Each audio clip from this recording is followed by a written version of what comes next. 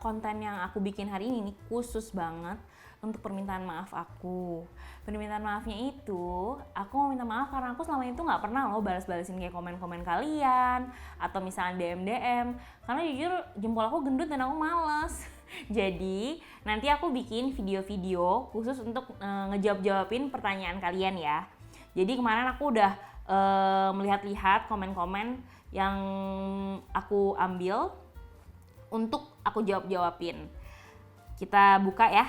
Jadi kalian, aku bukannya sombong beneran deh, bukannya nggak mau jawab-jawabin, tapi aku anaknya tuh suka lupa. Misalnya aku udah baca aja nih, nggak usah DM, WhatsApp aja aku udah baca, kalau aku nggak buka lagi terus aku lupa, nggak bakal kau bales. Jadi sekarang aku bertanggung jawab atas itu, jadi aku bikinin videonya ya. Nih, aku udah melihat mana ada pertanyaan nih. Ini juga sebenarnya aku milih yang mostly orang suka tanyain. Ada nih pertanyaan, buat ilustrasi gambarnya pakai aplikasi apa? Lucu banget, dia bilang gitu. Nah, kalau ilustrasinya Distemper itu sendiri, aku mungkin agak sedikit cerita kali ya.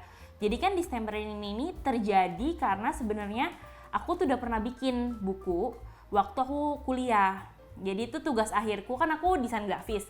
Jadi tugas akhirku itu aku tugasnya bikin buku. Nah, aku cari cara gampang dong. Kalau bisa ditanya-tanya, gue riset apa segala macem tuh gampangnya tuh ya kita mencari yang kita alami sendiri kan. Nah, jadi aku bikin buku untuk cewek cabi, waktu itu cewek gemuk. Jadi aku udah ilustrasinya tuh bikin udah lama banget, dan itu aku bikin pakai Illustrator campur si Photoshop. Tapi karena gambarku tuh kurang sempurna, jadi aku ngajak temanku Seslot, waktu itu aku minta tolong untuk menyempurnakan gambar itu pada saat aku bikin si Instagram Distemporary. Aku bikinnya itu pakai Photoshop sama ilustrasi, jadi manual gambar ya. Jadi kalian kalau misalnya lihat gambar itu di mana-mana, itu hanya punya aku. Nah, ada juga pertanyaan kedua, Kak, kapan-kapan kasih saran buat yang berhijab dong, badanku tuh gendut, tinggi, tapi aku belum nemu gimana pas mix and match-nya. Nah, mungkin aku bisa sih bikin, tapi mungkin aku akan ngajak temanku juga kali ya yang hijaban untuk kolaborasi. Siapa tahu mereka mau bikin satu video khusus untuk cewek hijab. Jadi mungkin aku nanti bikin, tapi bareng sama temanku, atau misalkan aku suruh mereka yang bikin, ntar aku upload di YouTube sini. Lalu pertanyaan ketiga, kan aku sempat ngepost nih ada yang makan kemalaman pagi jadi T-Rex. Nah itu kan intinya aku ngebahas kalau misalkan kita makan terlalu malam, kadang-kadang kalian suka ngerasain ya sih kalau misalkan kalian makan terlalu malam pagi itu lapar banget, sampai yang kayak pagi-pagi itu rasanya pengen makan nasi padang. Nah itu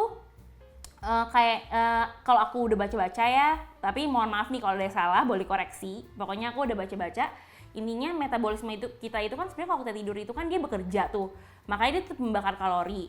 Nah kalau misalnya kita makan terlalu malam, itu kita tuh terlalu singkat banget si kalori itu dibakar, jadi kita tuh bukan singkat sih, pokoknya intinya kalorinya itu badan kita itu metabolismenya membakarnya itu nggak sempurna kayak misalkan kalau kita kayak puasain dulu perut kita. Jadi intinya kita misalkan makan nih paling malam jam 7 gitu atau jam 8, nah itu masih oke. Kalau kita bangun tuh kita nggak terlalu lapar. Tapi kalau kita makan udah kayak tengah malam, kayak jam 12 malam atau misalnya jam 11 tuh, misalnya habis pulang kerja harus begadang lagi terus kita makan, nah itu pasti pagi-paginya kalian akan merasa lapar banget. Nah ini ada pertanyaan, lalu apa solusinya Kak mengatasi rasa lapar malam dan tengah malam, membatasi jumlah kalori dan volume yang dimakan, atau teknik makan yang sedemikian rupa, mengenyangkan seketika, atau banyakin minum, atau bagaimana? Jujur aku juga belum menemukan ya, tapi kalau solusi dari aku sih mendingan kalian tidur aja ya. Jadinya kalian gak ngerasain lapar. Jadi jam 8 kalian ya udah tidur aja. Mau bisa atau enggak ya kalian nonton YouTube sampai ketiduran gitu. Kayaknya itu sih yang bisa aku solusi, karena kalau misalkan tetap aja walaupun kalian misalkan makan buah kayak jam 11 atau jam 12 tuh metabolisme kalian tuh sebenarnya udah gak boleh bekerja di saat itu, udah hati mereka istirahat. Ya maaf ya kalau jawaban kurang memuaskan, kebetulan kita juga bukan dokter gizi. Nah lalu ada pertanyaan keempat, Kak kapan PO bukunya? Nah kalau misalkan kalian ngikutin Instagram Distemporary dari zaman dulu tuh aku tuh pernah bikin buku. Sebenarnya bikin buku tuh buat pribadi, buat jurnal dietku. Nah tapi ternyata pas aku upload tuh mereka banyak yang suka, jadi aku jualin kan. Pas aku jualin rame banget. Tapi semakin kesini aku udah sibuk dengan kerjaanku yang lain, jadi aku tuh udah lumayan malas buka PO. Tapi kalau misalkan subscriberku nyampe 1000, aku akan kasih giveaway. Jadinya kalian harus subscribe, like, dan komen terus ya. Jadinya biar aku bisa giveawayin buku ini gitu. Tapi tidak menutup kemungkinan mungkin akan dijual, tapi giveaway dulu lucu kali ya, biar kayak youtuber gitu. Lalu pertanyaan kelima, ini pertanyaan agak gak nyambung. Januari sudah berakhir, ini dari Januari kemarin nih. Podcastnya mana? Sebenarnya nanyain podcast gue Ibu Yakult nih kayaknya. Nanti ya aku undang Cecal ke sini, kita ngobrol, tapi ya tetap yang di dalam track ya obrolannya ya, bukan ngobrol-ngobrol luntang-lantung seperti Ibu Yakult. Nah, terus ada juga nih pertanyaan. Waktu itu aku sempat ngepost tentang emang kalau gendut nggak ada yang mau apa jadi pacar kita gitu kan. Terus ada yang nanya, pas kita nunjukin diri kalau kita nggak suka diledek, ntar dikira lebay gitu aja, sensi, baperan. Solusinya gimana Kak? Karena di postingan itu aku bilang kalau misalkan kita itu sebagai cewek gemuk itu tuh juga harus bisa bersikap kayak gimana. Misalnya kita suka sama seseorang, kita juga nggak boleh, maksudnya kita jadi kayak ya udahlah, yang penting temenan aja, yang penting gue deket sama dia gitu. Ya ini solusi dari aku ya. Kalau misalkan kalian nggak mau dibilang baper, jadi kalau misalkan kalian suka sama cowok itu ya tunjukin aja kalau kalian suka. Jadi kalian kalau dianggap terlalu temen juga jangan iya aja terus jadi malah jadi kayak bro gitu. Bro code-nya itu jangan dibikin terlalu bro code karena itu akan merusak merusak si penilaiannya dia, dikira ntar kamu itu pingin ya udah bisa jadi teman-teman aja gitu. Nah, sedangkan kalian suka. Nah, kalau misalkan masalah dalam satu komunitas, kalian misalkan nggak suka nih teman-teman kalian ngeledekin kalian, ya kalian nunjukin sikapnya itu bukannya masalah lebay. Misalkan nih ada teman kalian ngomong gendut gitu, misalkan kalian nggak suka misalkan dengan kata-kata itu, ya kan tinggal bilang, lu jangan ngomong gue gendut dong, kan gue udah gede masa dipanggilnya gendut terus. Janganlah gitu, kayak gitu. Jadi agak semi bercanda, tapi juga ada ketegasan di situ. Jadinya kalian nggak dikira baperan dan teman kalian semoga sih bisa mengerti ya. Jadi kalian juga jangan mau kalau misalkan kalian nggak nyaman, kalian harus ngomong. Teman-teman kalian kan sayang sama kalian, masa mereka nggak mau sih membuat kalian lebih nyaman gitu kan?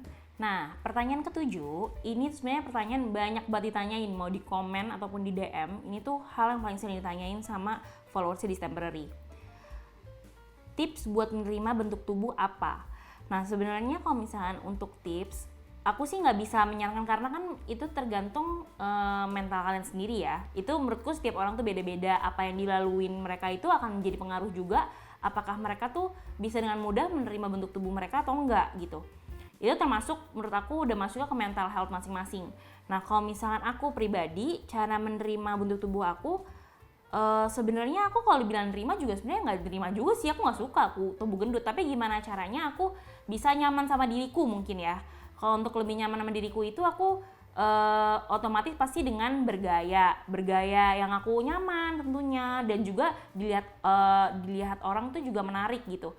Kok bisa tahu sih Kak kalau hal itu bisa bikin menarik? Karena aku selalu mempunyai beberapa referensi cara berpakaian aku, misalkan aku lihat di Pinterest atau misalkan influencer gemuk juga kan banyak ya sekarang. Jadi kalian tuh sebenarnya lebih dimudahkan lagi untuk mencari referensi untuk kalian tuh bergaya gitu. Misalkan kalau aku, hal yang paling penting dan bikin aku nyaman kalau dalam aku bergaya adalah aku nggak suka banget pakai baju yang ketat. Karena terkadang misalkan nih kita ngaca nih pas kita berdiri nih oke gitu loh, tapi begitu kalian duduk tuh pasti ntar perut kalian tuh kayak belipet atau gimana, dan itu kan kalian sendiri pasti kalau duduk di kafe, percaya sama aku yakin banget kalau misalkan kalian cewek gendut, itu pasti kalian akan nyari bantal akan nutupin itu. Dan berarti kan kalian udah gak nyaman sama pakaian, sama gaya kalian kan gitu. Nah, jadinya hal-hal yang kayak gitu harus kalian hindarin dengan cara yaitu kalian tahu dulu yang mana yang nyaman buat diri kalian. Otomatis walaupun kalian belum bisa menerima diri kalian, tapi kalian nyaman dan kalian bisa enjoy dalam berinteraksi sama orang lain dan ngumpul-ngumpul bareng teman-teman. Kalau itu yang bisa aku kasih ya, seperti itu. Habis itu next question, pertanyaan nomor 8, ada yang nanya gimana caranya biar gak insecure sama pasangan kita karena kegendutan diri kita gitu. Nah, jujur kalau ini aku juga belum tahu ya, karena kebetulan pacarku sih fine aja. Tapi kadang-kadang emang suka muncul gini, kalau misalkan ada cewek gendut, ada cewek cabi gitu ya, cewek cabi yang lebih kurus pada aku walaupun dia masih cabi gitu. aku suka agak insecure gitu, tapi aku sih nggak pernah nanya karena orang gengsi kan, jadi aku nggak nanya juga kayak cantikan siapa, aku apa dia gitu, aku nggak pernah nanya kayak gitu. Tapi maka dari itu aku kalau misalkan semakin kesini aku semakin kayak menyadari kayaknya gue juga pengen ngurusin badan, bukan karena untuk sehat juga, tapi nggak bisa dipungkiri ya, pasti namanya perempuan pingin penampilan jadi lebih baik gitu loh. Terus apalagi ya, mungkin kalian belajar menjadi orang menyenangkan aja kali ya, jadi pacar kalian juga betah gitu. Kayaknya ini bisa berlaku sama buat semua bentuk tubuh orang deh, maksudnya nggak cuma gendut doang gitu. Lalu pertanyaan nomor 9, ini juga banyak yang tanya. Waktu itu aku sempat ngeriset sih, saat itu aku ngeriset itu memang jawabannya adalah enggak, tapi aku nggak tahu ya kalau misalnya sekarang ada penelitian baru. Jadi pertanyaannya, air dingin bikin buncit nggak sih? Gitu, karena katanya ibuku pasti nyalain air dingin karena perut buncit, padahal karena air nggak ada kalori. Padahal kan air nggak ada kalorinya, mohon bantu jawab ya gitu. Nah, aku tuh pernah ngepost gitu, ada postingan aku, itu aku juga searchnya di Google ya, aku baca-baca, emang di situ sih nggak menuliskan bahwa air gendut itu bikin gendut, karena air dingin yang bikin gendut itu air dingin yang memiliki gula atau pewarna, itu menjadi liquid calories. Tapi kalau misalkan air putih, katanya sih enggak. Mungkin buncit iya, tapi gendut enggak sih. Kalau misalkan buncit, aku juga jujur nggak tahu sih, kayaknya nggak ngaruh deh. Soalnya aku sempat baca kalau misalkan air dingin itu, kalau misalkan udah masuk ke tenggorokan itu memproses si air itu sehingga mereka tidak sedingin itu sampai ke perut. Emang kayak kalian, aku sih logikanya gini ya.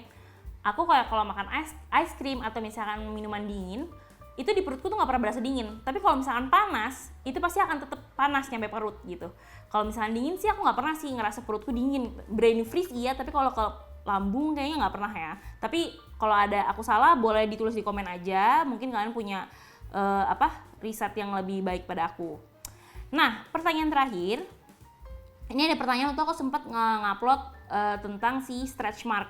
Karena kan cewek cabi tuh udah identik banget dengan namanya stretch mark ya, karena udah pasti ada gitu. Nah, kalau misalnya ini nanya recommendation produk, aku tuh sempat dibeliin sama temenku, ada 2. Itu adalah L'Occitane. Dia ada pokoknya untuk stretch mark, aku lupa ya pastinya. Nanti coba aku cari gambar, ntar aku munculin gambarnya di sini.